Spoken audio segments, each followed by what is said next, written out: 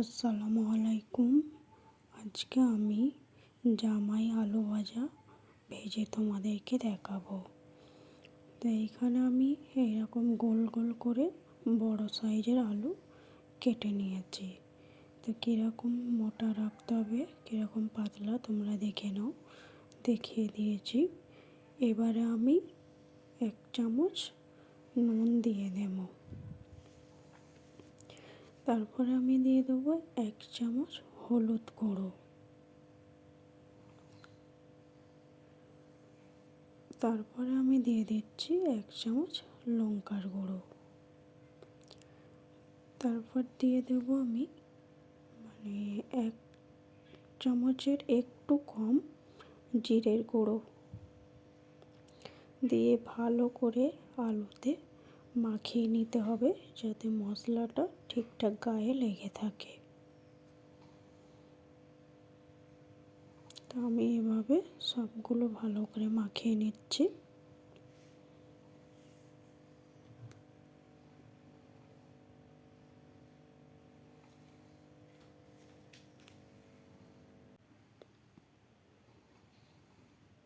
ভালো করে সব মাখিয়ে নেব, মশলাটা যাতে আলুর ভিতরে সব ঢুকে যায়।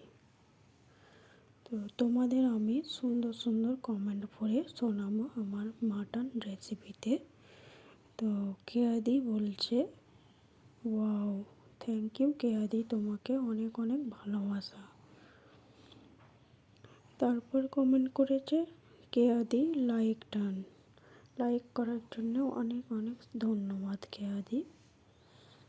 এবারে আমি কড়াইটা বসিয়ে দিয়েছি চুলাতে।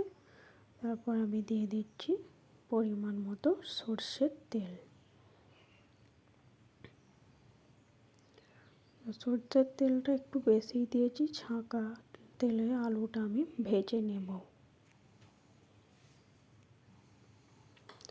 তেলটা গরম হয়ে গেলে ভালো মতো তারপর আমি আলু দেব।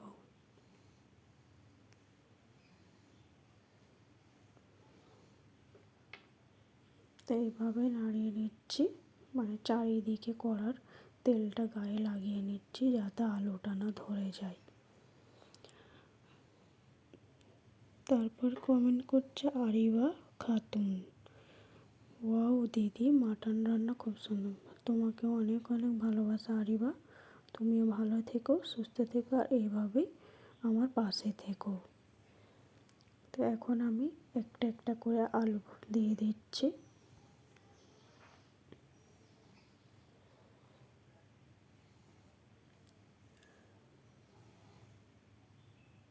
তারপর কমেন্ট করছে সোনা ব্লগ, লাইক দিয়ে মটন কষা রেসিপি দেখে দিলাম, ভালো হয়েছে, তবে আমি পেলাম না, বাড়ি ফিরছি ট্রেনে বসে বসে সবার ভিডিও দেখছি।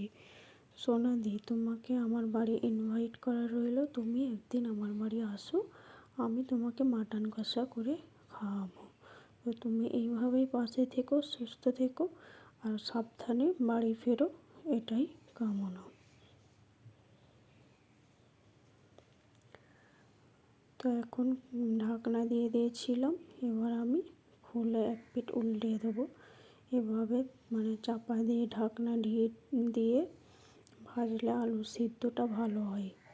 তো এক এক করে আমি উল্টে দিচ্ছি।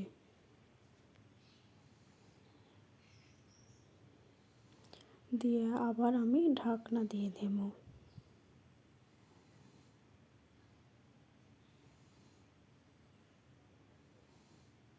আবার 5 মিনিট পরে আমি আবার ঢাকনা খুলে দেখব।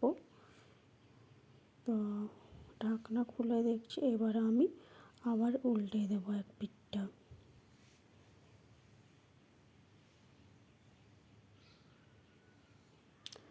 তোমরা এইভাবেই বাড়িতে ট্রাই করো। আর এই আলু ভাজাটা পোলাওয়ের সঙ্গে, ভাতের সঙ্গে, রুটি, পরোটা সবার সঙ্গে ম্যাচ খায়।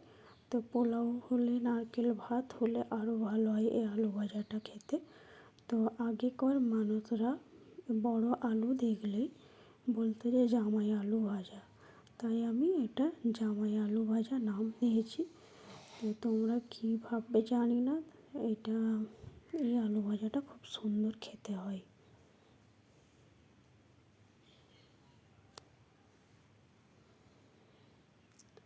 ঢাকনা দিয়ে দিয়ে ভেজে নিচ্ছি।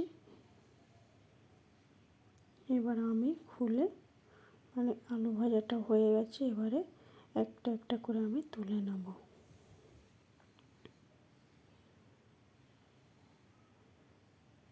তো একবার উল্টো করে দেখলাম যে হয়ে গেছে কি, তো আমার আলু ভাজাটা হয়ে গেছে, এবার আমি তুলে নিচ্ছি। দেখো কত সুন্দর কালার হয়েছে। তোমরা এইভাবে বাড়িতে প্লিজ ট্রাই করো আর সবাইকে বানিয়ে খাও, দেখবে সবাই ভালো বলবে।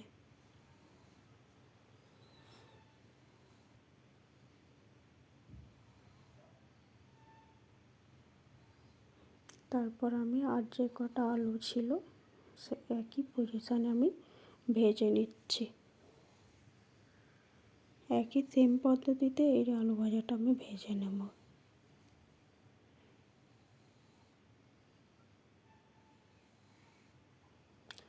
তো আমার আলু ভাজা হয়ে গেছে। দেখো তোমরা কত সুন্দর হয়েছে।